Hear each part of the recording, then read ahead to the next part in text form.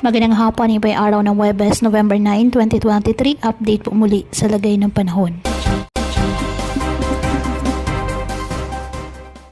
Ayon sa Pag-asa, patuloy pa rin na minomonitor ang isang low pressure area na nasa loob ng ating PAR at nagpapaulan po ito ngayon sa iba't ibang bahagi ng ating bansa.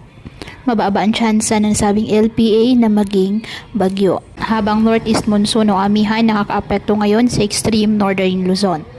Ngayong araw ang Palawan, asahan na maulap na kalangitan na may kalat-kalat na pag-ulan at thunderstorms dahil sa nasabing low pressure area.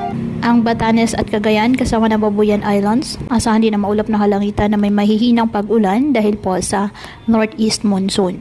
Ang nalalabing bahagi ng bansa kasama ng Metro Manila, asahan ang bahagyang maulap hanggang sa maulap na kalangitan with isolated rain showers or thunderstorms dahil sa easterlies at localized thunderstorms.